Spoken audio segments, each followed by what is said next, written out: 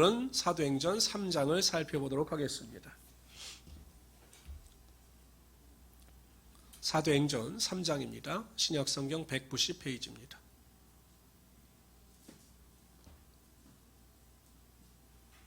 신약성경 190페이지 사도행전 3장입니다.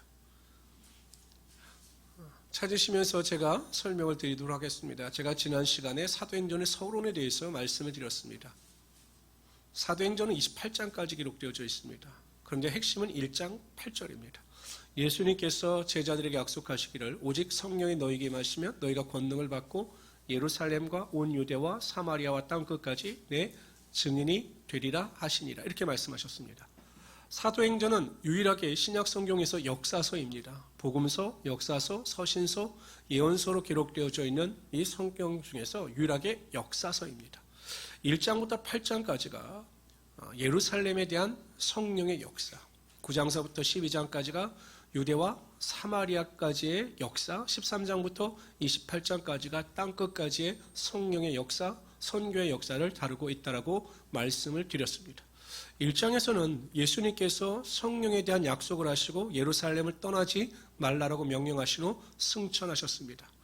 이에 제자들이 마가의 다락강에 모여 오직 저녁 기도에 힘쓸 때 마침내 불의 혀같이 바람같이 성령의 능력이 임함으로 그들이 각기 다른 나라의 방언으로 말하기를 시작할 때 많은 사람들이 관심을 가지고 모여들고 그의 설교를 듣고 회개하여 돌이킬 때 3,000명이 역사하는, 3,000명이 회개하는 하나님의 역사가 나타나게 되었던 것입니다. 여러분 보십시오. 항상 하나님께 대하여 믿음 생활 가운데 좋은 일이 있으면, 양이 있으면 우리의 신앙은 의미 있기 마련입니다. 교회가 부흥할수록 하나님의 기적과 역사의 능력이 나타날수록 오히려 교회에 대한 핍박이 가해지기 시작합니다. 오늘은 그러한 내용이 나타나고 있습니다. 우리 1절, 다 같이 3장 1절 읽도록 합니다. 읽습니다. 시작. 제9시 기도 시간에 베드로와 요한이 성전에 올라갈세. 보통 여러분 이 성경에 나오는 시간에다 플러스 6을 더하면 우리 현재의 시간이 됩니다. 그러니까 3시인 거죠. 오후 3시. 보통 유대인들은 오전 9시, 또한 정오 12시, 오후 3시 이렇게 3번에 걸쳐서 성전에 올라가서 기도를 했습니다. 혹 성전에 올라가지 못할 경우는 성전을 향하여 난 창문으로 하루 3번씩 기도했습니다. 대표적인 인물이 우리가 잘 알고 있는 구약에 나오는 다니엘입니다. 다니엘. 그렇죠. 그래서 베드로와 요한도 하나님 앞에 나아가 하루에 3번씩 기도하는 습관을 가졌다라는 것입니다. 그런데 여러분 중요한 게 있습니다. 우리가 보면 성전에 올라갈세라고 나오죠. 올라갈세. 이게 히브리어 원어로 보면 미완료, 과거 미완료입니다. 이 미완료라고 하는 것은 어떤 행위 자체가 멈춘 것이 아니라 계속 지속되어지는 것을 의미합니다.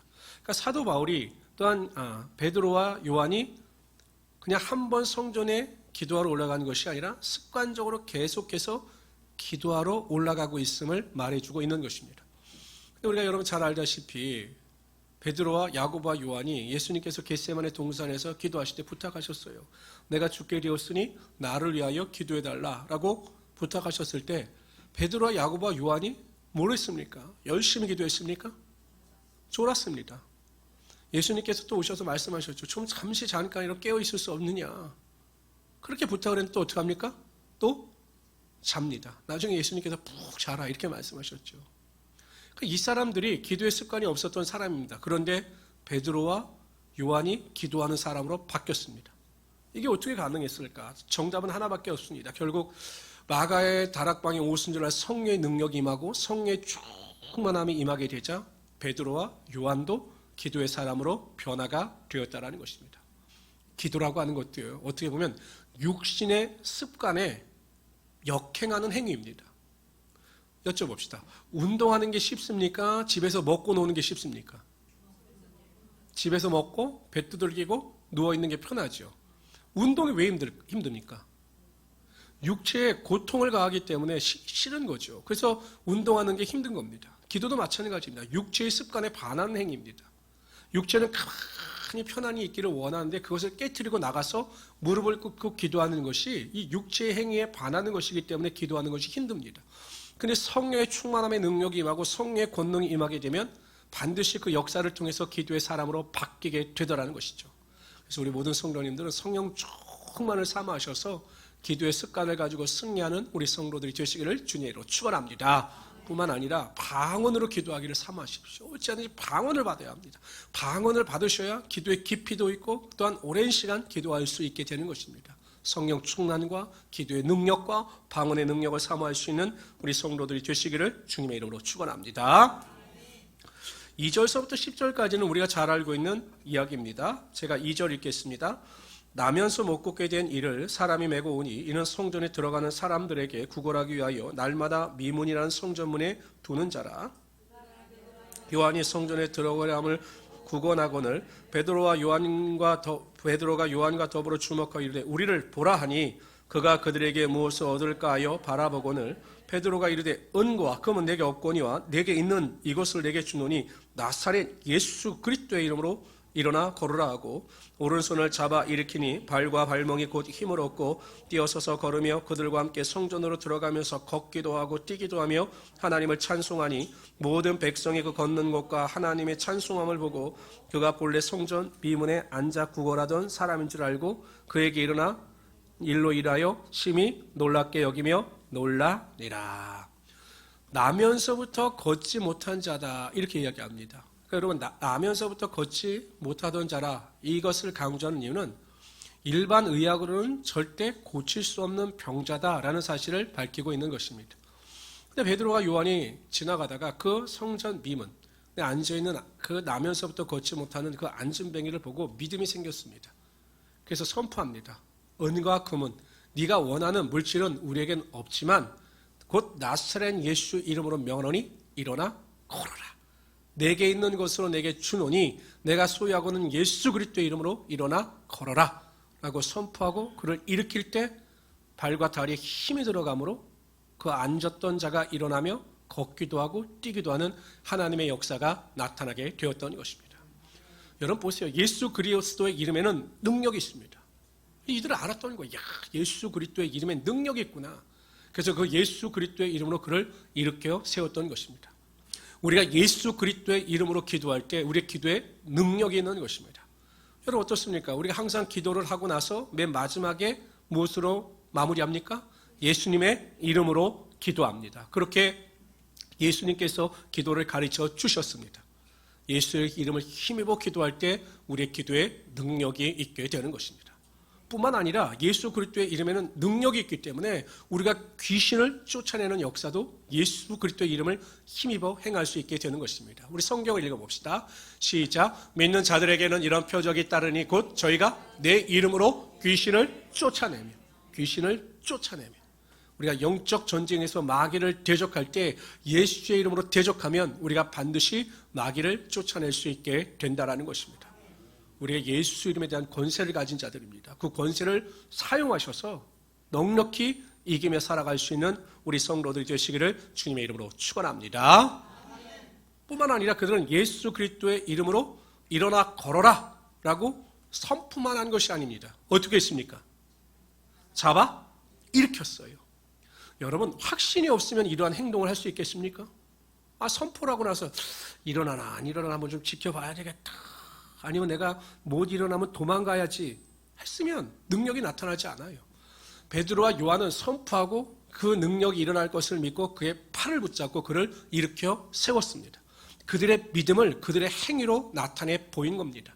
그럴 때 하나님께서 그들과 함께하여 주셔서 그 앉았던 자가 일어나며 뛰는 하나님의 역사가 나타나게 하여 주신 것입니다. 우리의 믿음을 행함으로 나타내 보여야 합니다. 입술로 고백하고 선포해야 합니다. 내가 기도하고 구한 것은 내가 받은 줄로 믿는다. 하나님께서 내 기도 가운데 응답하여 주셔서 내 삶의 형통과 축복이 나타난다. 가난과 저주는 떠나간다라고 하는 입술의 고백이 있을 때 그 믿음대로 선포하는 입술의 고백을 통해서 하나님의 능력이 반드시 나타나게 하여 주시는 것입니다. 어떤 성도님들은 기도는 잘 하고 나서 돌아서면 부정적인 말을 하셔요. 부정적인 말하고 원망을 탄식합니다. 그런 기도 능력이 없습니다. 또 행하는 거죠. 하나님께서 주실 것을 믿고 행하는 것입니다.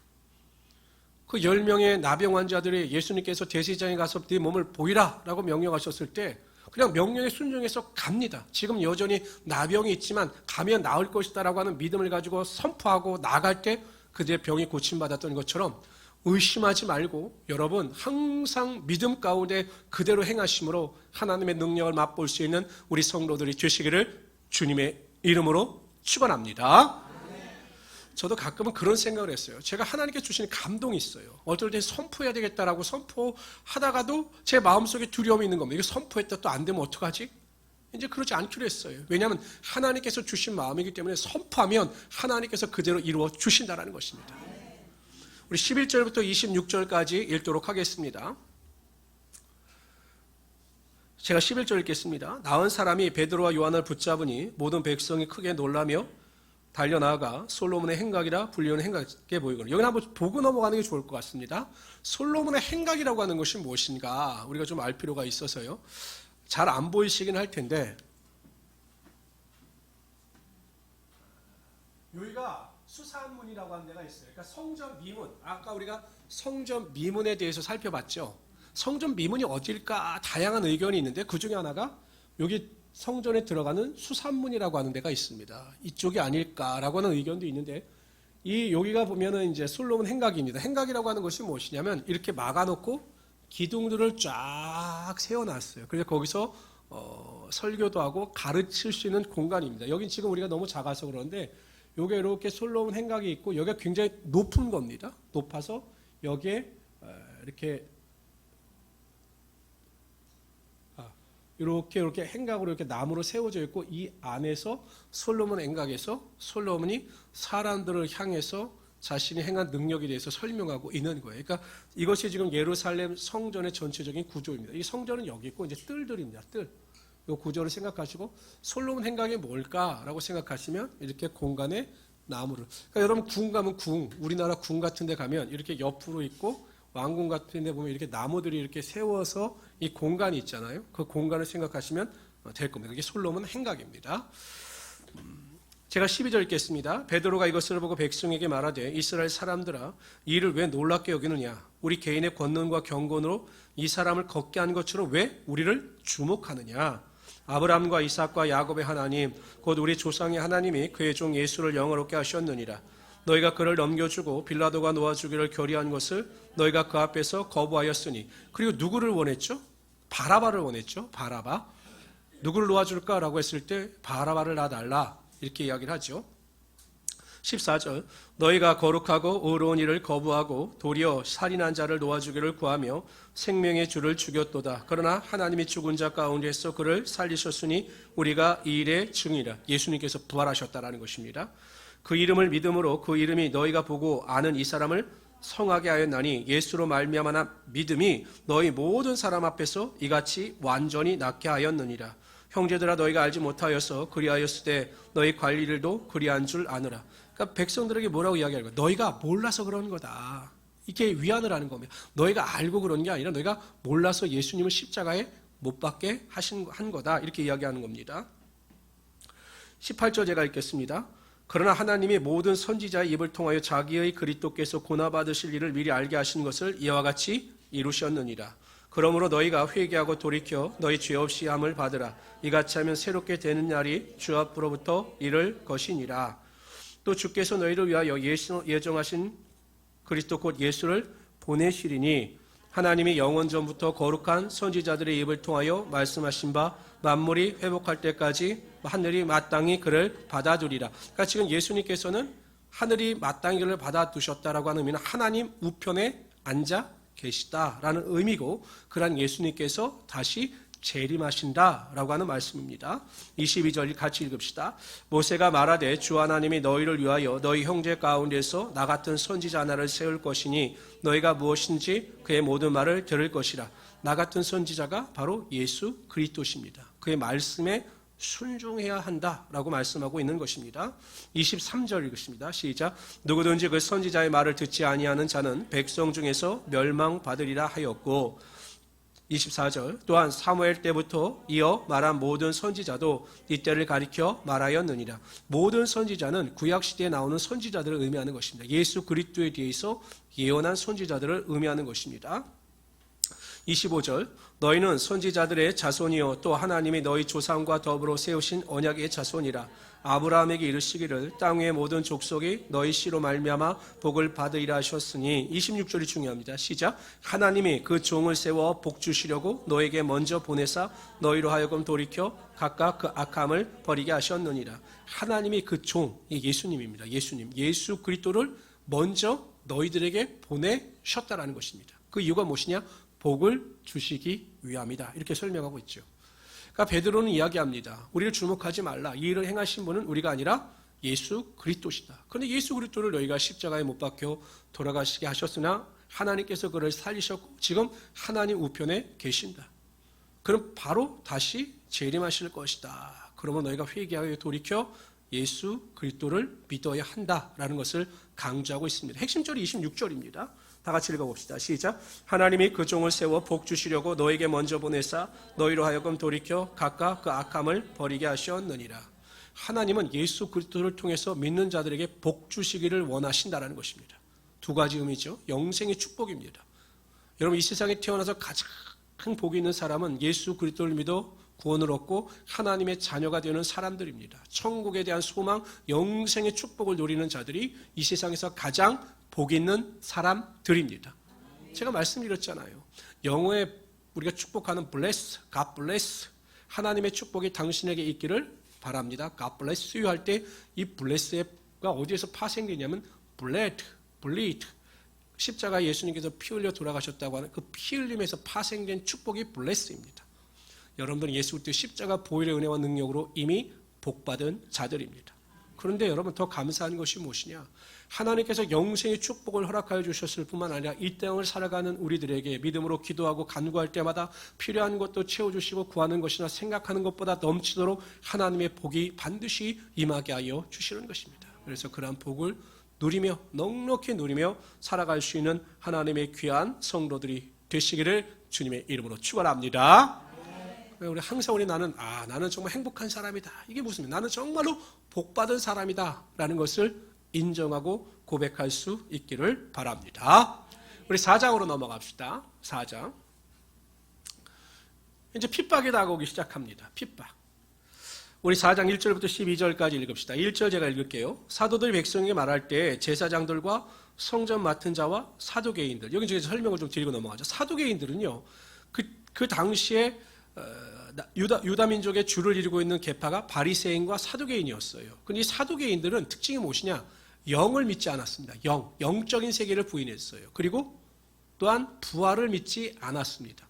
그래서 이 사람들은 뭐에 관심이 많냐면 세속적인 권세에 관심이 많아서 로마 사람들에게 적당히 타협하면서 자신들이 유다 민족에 대한 권력을 독점하고 있었습니다. 그러니까 바리새인들은 오히려 순진한 사람들이라 권력에 대한 욕심은 없었어요. 바리새인들은 영도 믿었고 바리새인들은 예수 그리스도의 부활도 믿었던 사람들이에요. 부활 사건도. 근데 이 사람들은 그걸 믿지 않는 거죠. 부활에 대해서 믿었지만 그걸 믿지 않았던 겁니다. 우리 2절 읽읍시다. 시작. 예수 안에 죽은 자의 부활이 있다고 백성을 가르치고 전함을 싫어하여 그들을 잡음에 날이 이미 저물었으므로 이튿날까지 가두었으나 말씀을 들은 사람 중에 믿는 자가 많으니 남자의 수가 약 5천이나 되었다. 2장에서는 회개하여 돌이킨 자의 수가 3천이다. 그러니까 남자와 여자의 구별을 두지 않았습니다. 근데 여기는 구원을 얻은 자들의 수가 남자만 5천 명이었대요. 여자와 아이들까지 합치면 엄청났겠죠. 이튿날 관리들과 장로들과 서기관들이 예루살렘에 모였는데 대제사장 안나스와 가야바와 요한과 알렉산더와 및 대제사장이 문중에 다 참여하여 사도들을 가운데 두고 묻되 너희가 무슨 권세와 누구의 이름으로 이 일을 행하였느냐? 이에 베드로가 성령이 충만하여 이르되 백성의 관리들과 장로들아 만일 병자에게 행한 착한 일에 대하여 이 사람이 어떻게 구원을 받았느냐고 오늘 우리에게 질문한다면 너희와 모든 이스라엘 백성들아 알라 너희가 십자가에 못 박고 하나님이 죽은 자 가운데 살리신 나사렛 예수 그리스도의 이름으로 이 사람이 건강하게 되어 너희 앞에 섰느니라. 이 예수는 너희 건축자들의 버린 돌로서 집 모퉁이의 머릿돌이 되었느니라. 12절 다 같이 읽읍시다. 시작.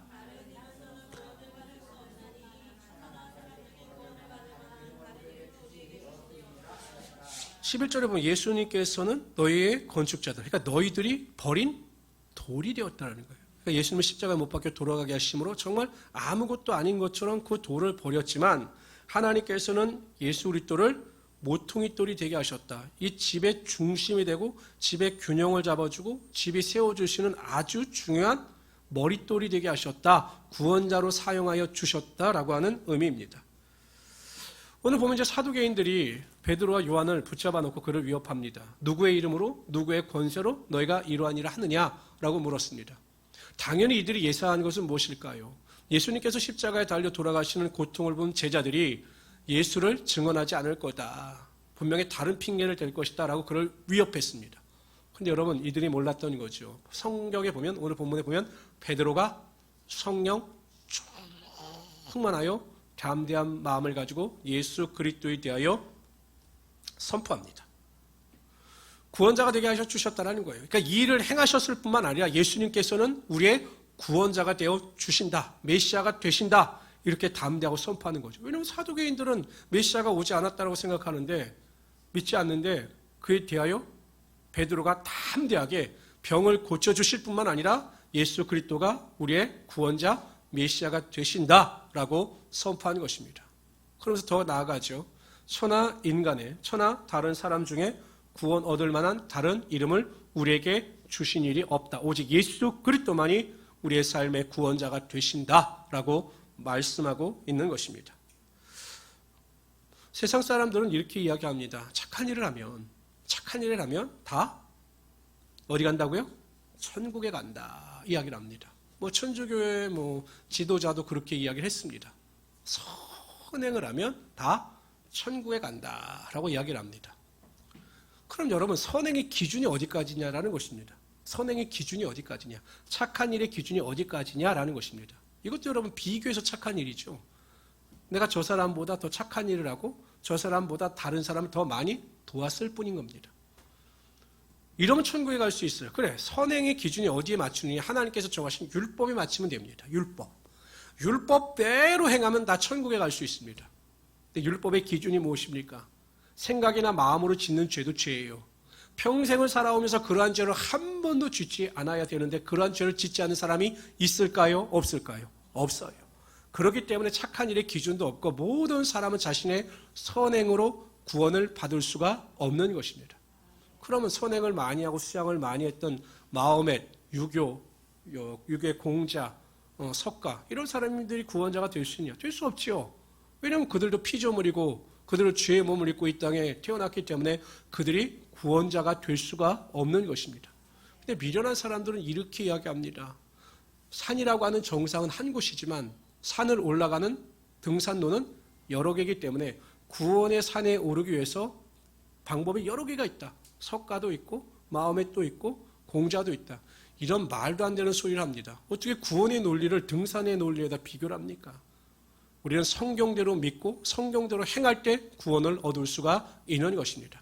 천하 인간의 구원 얻을 만한 다른 이름을 우리에게 주신 일이 없습니다. 오직 예수 그리스도만이 우리의 삶의 유일한 구원자가 되십니다. 이러한 믿음을 가지고 예수 그리스도를 선포하며 나아갈 수 있는 우리 성도들이 되시기를 주님으로 축원합니다. 한 이단의 교주가 영생불사를 주장합니다. 내가 성령이기 때문에 성신이기 때문에 죽지 않는 이렇게 주장을 했습니다. 그런데 이 교주가 죄로 인하여 검찰에 끌려가 조사를 받았습니다. 검사가 물었습니다. 당신이 많은 사람들을 미혹하는데 정말 당신은 영원히 죽지 않고 산다고 전했습니까? 믿습니까? 라고 그 교주에게 물었습니다.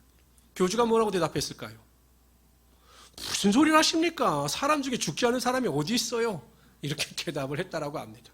근데 그 사람을 여전히 믿고 있는 사람들이 무수히 많아요. 이게 어떻게 설명할 수 있을까? 한 가지로밖에 설명이 안 돼요. 뭐냐? 영적인 일이기 때문입니다. 사단에게 미혹을 당하면 진리를 분별할 수 있는 지혜와 능력이 없게 되는 것이에요. 여러분들이 오직 예수 그리스도가 나의 삶의 구원자가 되신다라고 하는 것을 믿을 수 있는 것도 하나님께서 여러분들에게 그러한 믿음과 영안을 열어주셨기 때문입니다. 그래서 여러분 항상 그러한 일에 감사할 수 있는 우리 성도들이 되시기를 주님의 이름으로 축원합니다. 13절부터 22절까지 읽읍시다. 13절 제가 읽겠습니다. 그들이 베드로와 요한이 담대하게 말함을 보고 그들을 본래 학문 없는 범인으로 알았다가 이상히 여기며 또 전에 예수와 함께 있던 줄도 알고 또 또 병 나은 사람들이 그들과 함께 서 있는 곳을 보고 비난할 말이 없는지라. 명하여 공회에서 나가라 하고 서로 의논하여 이르되 이 사람들을 어떻게 할까? 그들로 말미암아 유명한 표적 나타나는 것이 예루살렘에 사는 모든 사람에게 알려졌으니 우리도 부인할 수 없느니라. 지금 아주 난처하게 된 겁니다. 이 사람들이 왜냐하면 병 나은 것이 확실하기 때문에, 그리고 예수 이름으로 병 고침을 받았다고 하니 이것을 부인할 수가 없는 것입니다. 이것이 민간에 더 퍼지지 못하게 그들을 위협하여 이후에는 그 이름으로 아무에게도 말하지 말게 하자 하고 그들을 불러 경고하여 도무지 예수의 이름으로 말하지도 말고 가르치지도 말라 하니 베드로와 요한이 대답하여 이르되 하나님 앞에서 너희 말 듣는 것이 하나님 말씀을 듣는 것보다 옳은가 판단하라. 우리는 보고 들은 것을 말하지 아니할 수 없다 하니 관리들의 백성들 때문에 그들을 어떻게 처벌할지 방법을 찾지 못하고 다시 위협하여 놓아주었으니 이는 모든 사람이 그 된 일을 보고 하나님께 영광을 돌림이라. 이 표적으로 병 나은 사람은 40여 세나 되었더라. 베드로와 요한이 담대하게 또한 율법에 대하여 정확하게 이야기하는 것을 듣고 오히려 놀란 것은 이 공회 사람들이었습니다. 대제사장들과 사두개인과 장로들이었습니다. 어떻게 저 사람들이 저렇게 똑똑히 말할 수 있느냐? 우리가 가르쳐야만 할 수 있는 내용을 어떻게 저 사람이 저렇게 말할 수 있느냐? 왜냐하면 그 당시에 이 예루살렘의 유대 종교 지도를 생각하기에 갈릴리는 현 시골이었습니다. 북쪽에 있는 갈릴리. 지금은 우리나라로 말하면 저 전라도 끝에 뭐 진도나 완도에 있는 그냥 어부 정도로만 베드로와 요한을 생각했던 거죠. 근데 그들이 말하는 것이 거의 율법에 대한 이 지식이나 성경에 대한 지식이 거의 뭐 교수들을 능가하는 수준으로 말하는 것입니다. 그러니까 놀란 거죠. 어떻게 이것이 가능하겠는가? 그 이유는 간단합니다. 그들은 육의 눈을 가지고 있었기 때문에 베드로와 요한과 함께 하시는 성령의 능력과 성령의 권능을 보지 못했던 것입니다. 예수님께서 두려움 가운데 빠져있는 제자들에게 이렇게 말씀하셨습니다. 다 같이 읽어봅시다. 시작. 누구든지 말로 인자를 거역하면 사하심을 받으려니와 성령을 모독하는 자는 사하심을 받지 못하리라. 사람이 너희를 회당이나 위정자나 권세 있는 자 앞에 끌고 가거든 어떻게 무엇으로 대답하여 무엇으로 말할까 염려하지 말라.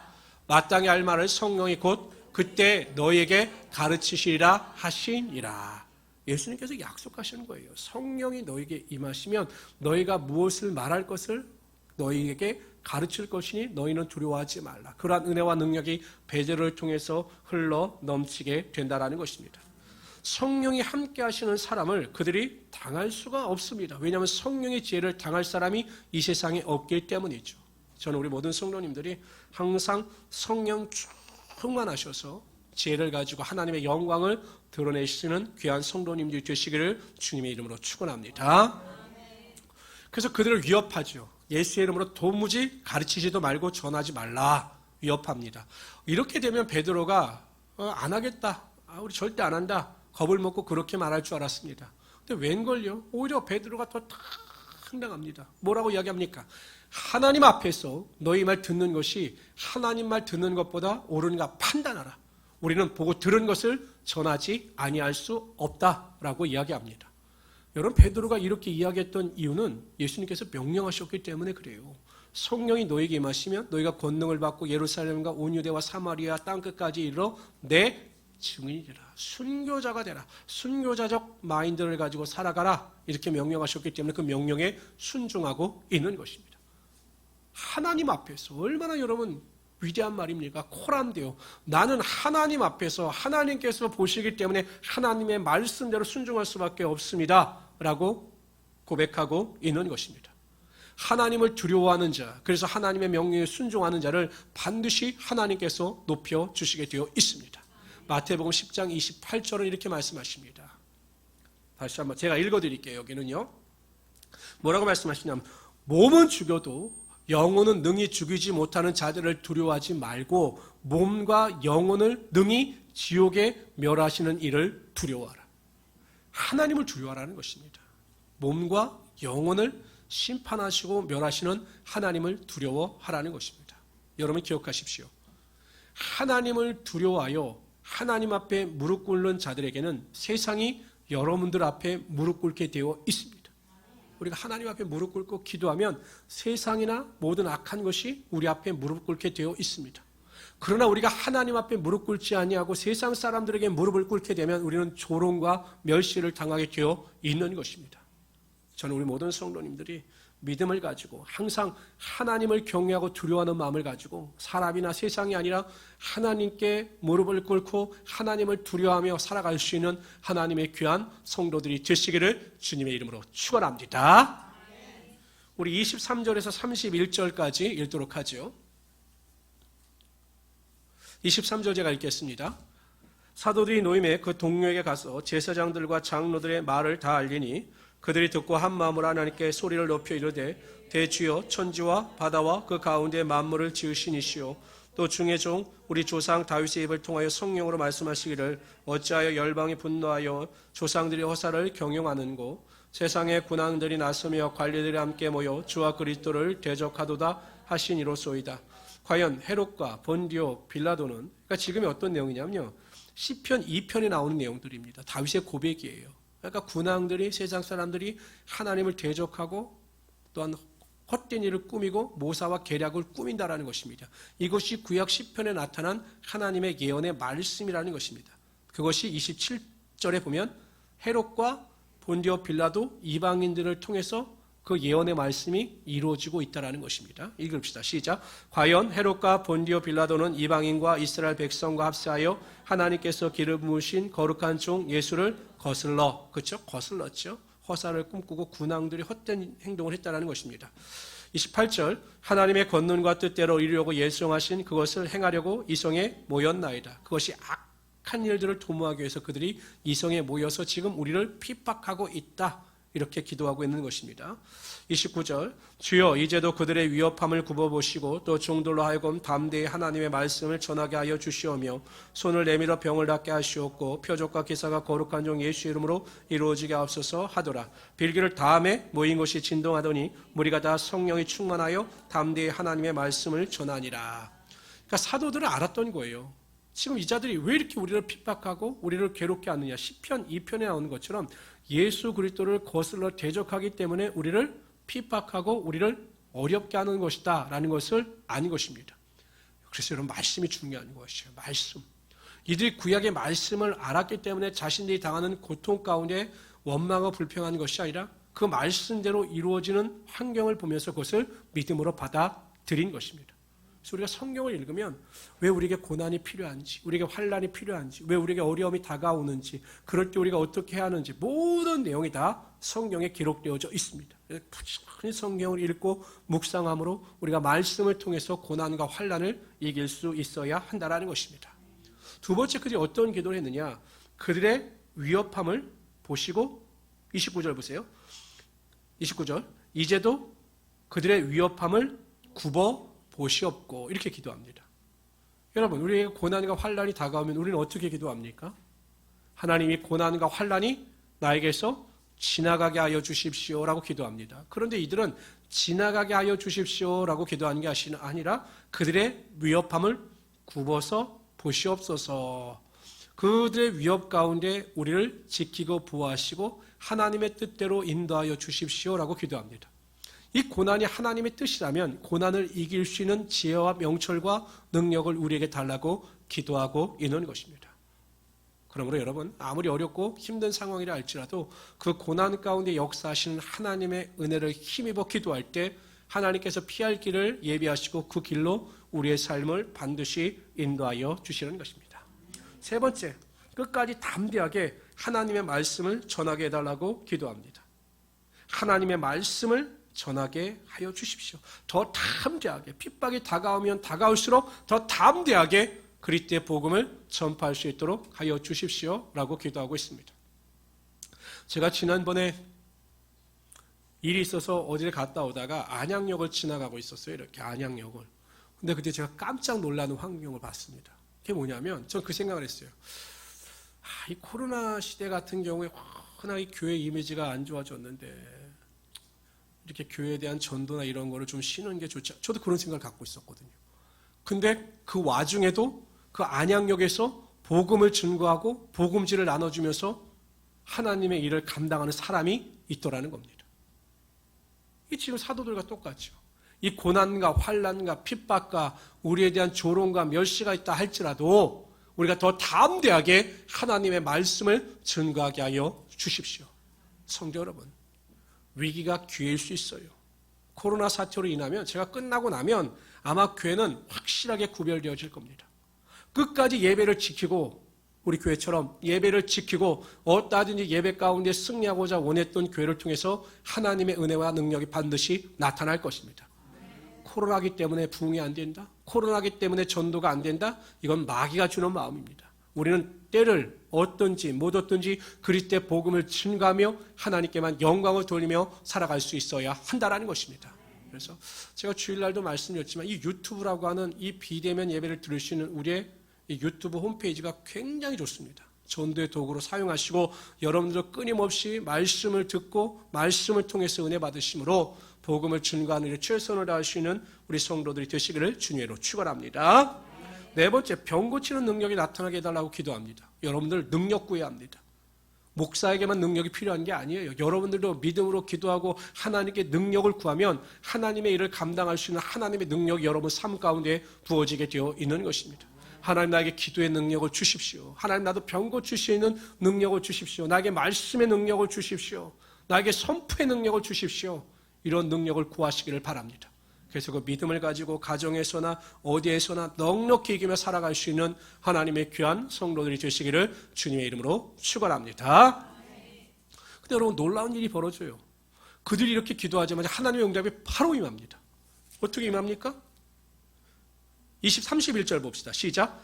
빌기를 다함에 모인 곳이 진동하더니 우리가 다 성령이 충만하여 담대히 하나님의 말씀을 전하니라. 바로 응답해 주셨어요. 모인 곳에 빌기를 다함에 진동하더니 성령의 능력이 임하게 되었던 것입니다. 하나님의 마음에 합당한 기도를 드리면 하나님 보시기에 하나님의 마음을 감동시킬 수 있는 기도를 하면 하나님께서 반드시 그 기도 가운데 응답하여 주시는 것입니다. 그래서 여러분 항상 기도하는 일에 최선을 다하시고 하나님의 뜻에 합당한 기도를 드리며 살아갈 수 있는 귀한 성도들이 되시기를 주님의 이름으로 축원합니다. 우리 32절에서 37절까지 읽도록 하겠습니다. 32절 여러분들 읽어주세요. 읽습니다. 시작. 자기의 재물을 조금이라도 자기의 것으로 하는 이가 하나도 없더라. 사도들이 큰 권능으로 주 예수의 부활을 증언하니 우리가 큰 은혜를 받아. 뭘 받았어요? 큰 은혜를 받았습니다. 무리들이 큰 은혜, 성도들이 큰 은혜를 받았습니다. 은혜를 받으니까 어떤 현상이 나타납니까? 봅시다. 시작. 그 중에 가난한 사람이 없으니 이는 밭과 집 있는 자는 팔아 그 판 것의 값을 가져다가 사도들의 발 앞에 두매 그들의 각 사람의 필요를 따라 나누어 줌이라. 구브로에서 난 레이 사람 있으니 이름은 요셉이라. 사도들이 일컬어 바나바라 번역하면 위도의 아들이라 하니. 37절 시작. 그가 밭이 있음에 팔아. 그러니까 하나님 앞에 헌신했던 사람의 이름이 나오죠. 요셉, 바나바. 근데 이 바나바는 그 바나바가 아닙니다. 우리가 알고 있는 바나바가 아니라는 사실을 기억하시고요.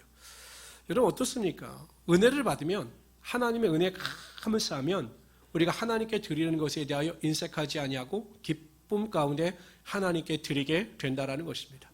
저는 그렇게 생각해요. 굳이 저는 예전부터 무슨 그렇게 물질에 대해서 강조할 필요가 있겠는가. 왜냐하면 은혜를 받으면 다 드립니다. 근데 그런 교회도 있다 하더라고요. 목사님 아예 헌금 액수를 정해주신다고 합니다. 주일날 장로님 주일헌금 얼마, 우리 권사님 주일헌금 얼마. 이 가이드라인이 있더라고요. 장로님 5만 원, 권사님들 2만 원. 주일헌금이 딱 있어요. 그럼 시험이 들까요? 안 들까요? 장로님? 시험이 들까요? 안 들까요? 시험이 들죠. 근데 그 교회는 시험이 안 든대요. 근데 내가 그 이야기를 듣고 그게 옳은가? 저는 아니라고 봐요. 왜냐하면 어떤 목사님이나 성도의 눈을 의식해서 드리는 헌금보다는 내가 은혜에 감사하여 하나님 앞에 넉넉히 드리고 감사하며 드리는 예물을 하나님께서 받아주신다라는 것입니다. 그래서 은혜를 받으면 하나님의 축복의 능력이 임한다. 근데 여러분 제가 말씀드렸잖아요. 왜 내가 하나님의 물질의 축복을 받아야 하는가? 이유는 한 가지밖에 없어요. 고린도후서 9장 8절입니다. 다 같이 읽어봅시다. 시작. 하나님이 능히 모든 은혜를 너희에게 넘치게 하시나니 이는 너희로 모든 일에 항상 모든 것이 넉넉하여 모든 착한 일을 넘치게 하게 하려 하심이라. 믿으시기를 바랍니다. 하나님을 위하여 하나님께 넉넉히 드리는 자들은 하나님께서 그들의 삶에 더 넉넉히 채워주시는 것입니다. 산에 가보면 예전에 샘물 있잖아요. 샘물. 물이 나오는 샘물. 좋은 물을 얻으려면, 새로운 물을 얻으려면 어떻게 합니까? 고인 물을 계속 퍼내면 됩니다. 그러면 또 좋은 물을 얻어요. 하나님의 축복이 이와 같습니다. 하나님을 위하여 사용하고 하나님을 위하여 넉넉히 드리면 하나님께서 오히려 더 큰 것으로 반드시 채워 주시는 것입니다. 꿈꾸십시오. 하나님, 내가 착한 일을 넉넉히 베풀 수 있도록 내 삶을 축복하시고 하나님의 복으로 임하게 하여 주십시오. 그래서 더 많은 것을 드리게 하여 주십시오 라고 기도할 때 반드시 하나님이 여러분들을 통해서 하나님의 역사가 나타나게 하여 주실 것입니다. 이러한 믿음을 가지고 승리하시는 우리 성도들이 되시기를 주님의 이름으로 축원합니다. 기도합시다. 하나님 감사합니다. 모든 자들이 하나님의 예배를 사모하게 하여 주시고 우리가 이렇게 모여 하나님께 영광과 찬송과 존귀를 돌리며 하나님의 말씀을 나누며 하나님 앞에 나가게 하심을 감사합니다. 우리 성도들 한 사람 한 사람을 붙잡아 주셔서 베드로와 요한처럼 성령 충만하게 하여 주시고 하나님의 말씀을 담대히 증거하게 하여 주시고 능력을 받아 병 고침의 역사도 나타나게 하여 주시고 하나님 이들에게 물질의 축복도 임하게 하여 주셔서 하나님께 착한 일을 넉넉히 베풀며 살아가는 우리 성도들이 다 되게 하여 주시옵소서. 감사하며 예수님의 이름으로 기도드리옵나이다. 아멘.